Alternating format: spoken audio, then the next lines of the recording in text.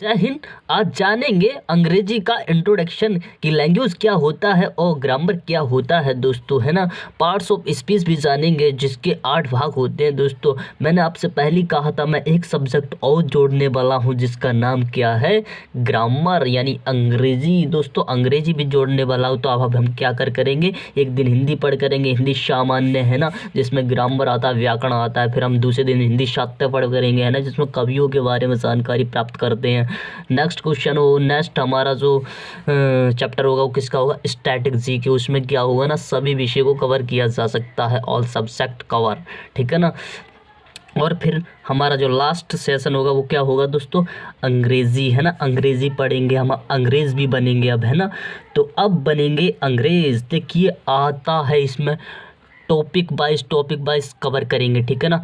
देखिए ग्रामर, है ना, व्हाट इज़ ग्रामर की, ग्रामर क्या होता है दोस्तों। ग्रामर क्या होता है, ग्रामर वह शास्त्र है जो हमें किसी भाषा का शुद्ध होने का ज्ञान देता है। किसी भाषा को सही तरह से बोलने का ज्ञान कौन कराता है या कौन सिखाता है, तो याद रखना ग्रामर। दोस्तों ग्रामर से आपसे पूछता है, ऐसे आ जाएगा क्वेश्चन में, वही बताइए उसे क्या कहते हैं। वह कला जो किसी भाषा को शुद्ध अशुद्ध पहचानने का ज्ञान कराता है उसे क्या कहते हैं, ग्रामर कहते हैं, ठीक है ना। तो ग्रामर समझ में आया। देखिए इसमें लिखा है वह कला जो किसी लैंग्वेज भाषा को ठीक प्रकार से लिखना है। हाँ ठीक है, बिल्कुल ऐसा भी ठीक है, ऐसा भी कह सकते हो आप, है ना। लैंग्वेज, देखिए लैंग्वेज क्या होता है, व्हाट इज़ लैंग्वेज, है ना। दोस्तों मैं बता दूं लैंग्वेज क्या होता है। देखिए लैंग्वेज का जो मीन होता है, जो अर्थ होता है वो क्या होता है, बोलना। याद रखना, पूछता है लैंग्वेज का अर्थ क्या होता है, तो what is mean of language. Language का अर्थ क्या होता है, तो स्पीक, बोलना, ठीक है ना, याद रखना, है ना। अब लैंग्वेज होती क्या है दोस्तों, हम जो बोलते हैं उसी को क्या कहते हैं, लैंग्वेज कहते हैं, है ना। अब देखिए लैंग्वेज की सबसे छोटी इकाई क्या होती है, स्मॉल यूनिट क्या होता है दोस्तों, लेटर। याद रखना, अक्षर होता है, हिंदी में इसे अक्षर कहते हैं और वर्ण भी कहते हैं, याद कर लेना इसको, है ना। बात समझ में आई। लैंग्वेज क्या होता है, तो जो हम बोलते हैं, है ना, जो हम अपने विचार किसी के सामने प्रकट करते हैं उसी को क्या कहता है, लैंग्वेज कहा जाता है, ठीक।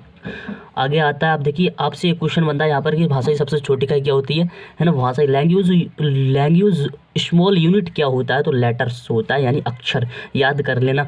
अगर दोस्तों मैं पूछूं इंग्लिश अल्फ़ाबेट में कितने अक्षर होते हैं, देखिए यहाँ पर लिखा है, आपसे पूछता है इंग्लिश अल्फ़ाबेट है ना, इसमें कितने अक्षर होते हैं, याद रखना 26 अक्षर होते हैं दोस्तों, 26 अक्षर हो जाएंगे, वेरी मोस्ट इंपॉर्टेंट है ना।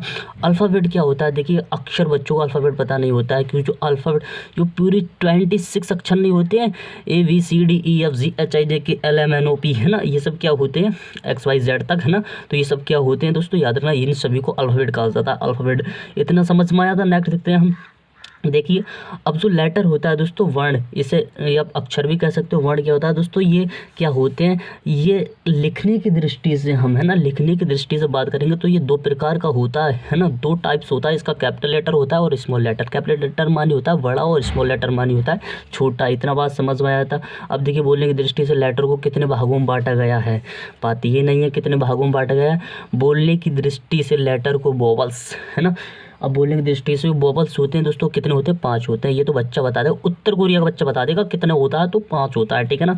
नेक्स्ट क्वेश्चन, जो कॉन्सोनेंट होते हैं दोस्तों, व्यंजन, हिंदी में क्या कहते हैं, व्यंजन, ये कितने होते हैं, 21 होते हैं। इतनी बात तो आपको कक्षा क्लास KG में पढ़ते होगे तभी से मालूम होगी, ठीक है ना।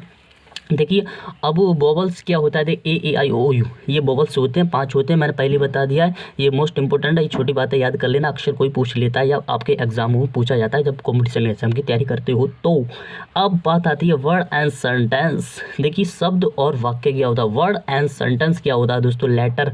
देखिए मैंने बताया था भाषा की सबसे छोटी इकाई क्या होती है, unit number, small unit number क्या होता है ना। लेटर्स क्या होता है, तो अक्षर होता है, वर्ण। देखिए छोटे छोटे, देखिए का लिखा है, एल लिखा है, ये सब क्या होता है, वर्ण होता है। इन्हीं को मिलाकर, है ना, इन्हीं को मिलाकर क्या होता है, ऐसे पूछ लेता है, वर्णों के व्यस्ती समूह को क्या कहते हैं, तो याद रखना लेटर्स कहते हैं, है ना।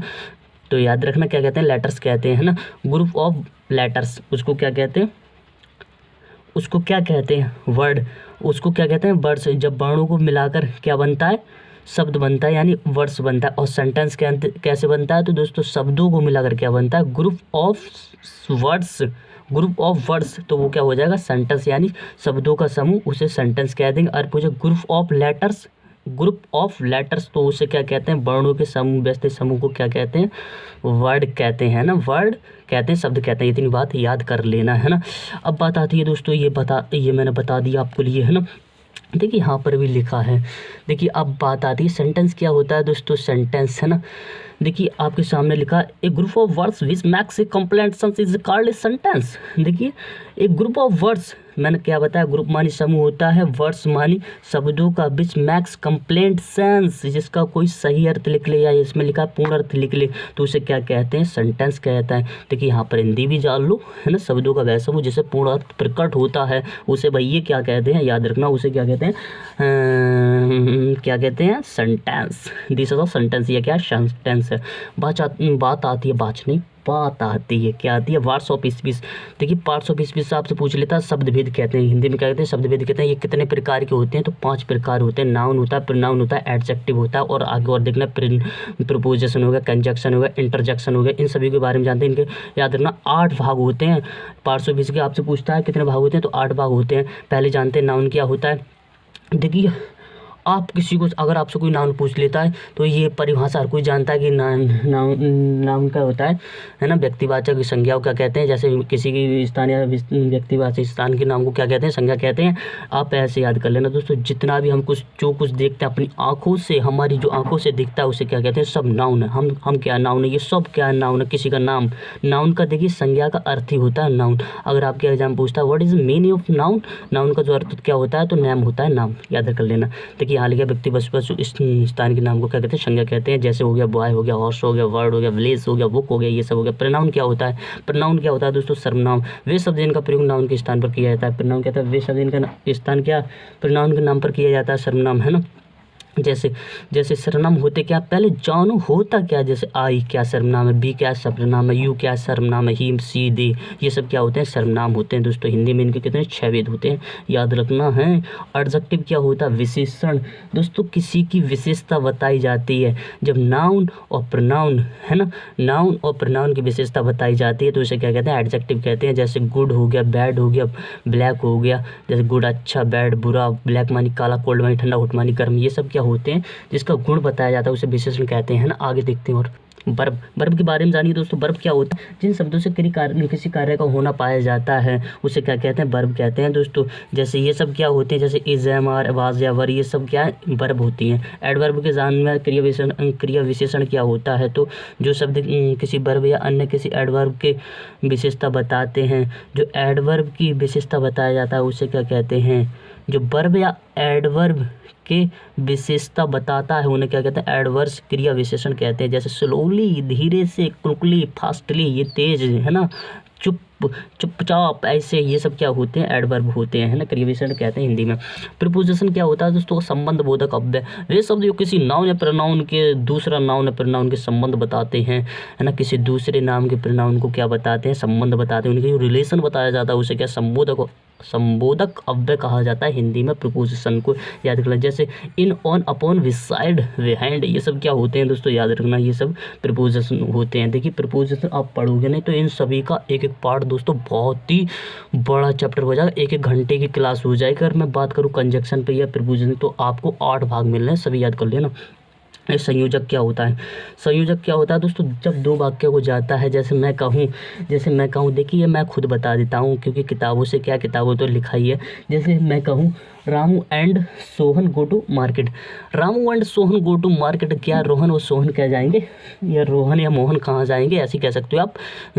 रोहन और जो सोहन है वो कहाँ जाएंगे, बाजार जाएंगे, है ना। तो 2 वाक्य को जब जोड़ने का कोई शब्द 2 वाक्य को जोड़ने का काम करते हैं तो उसे क्या कहते हैं, 2 वाक्य कंजक्शन संयोजक कहते हैं। जैसे एंड हो गया संयोजक है, वट हो गया, जैसे सो हो गया, बिकॉज हो गया, ये सब क्या होते हैं, कंजक्शन होते हैं दोस्तों। वेरी इजी क्वेश्चन है।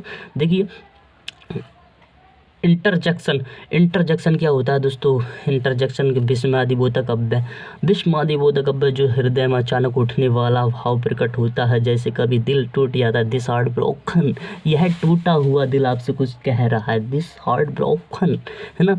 तो कभी क्या होता है ना, या दिल क्या टूटा है, कभी भी कुछ ऐसे शोक जैसी स्थिति आ जाए, या जैसे आप सकते जैसे आलस, हाय, हुर्रा हो, ऐसी स्थिति आ जाए, है ना, तो उसे क्या कहते हैं, इंटरजेक्शन कहते हैं, विस्मयादिबोधक अव्यय कहते हैं। और इसका एक चिन्ह होता है दोस्तों ये वाला, याद कर लेना है, मोस्ट इम्पोर्टेंट है दोस्तों ये आपके लिए। तो अच्छा लगा वीडियो को तो लाइक और शेयर करना मेरे दोस्त, ठीक है ना।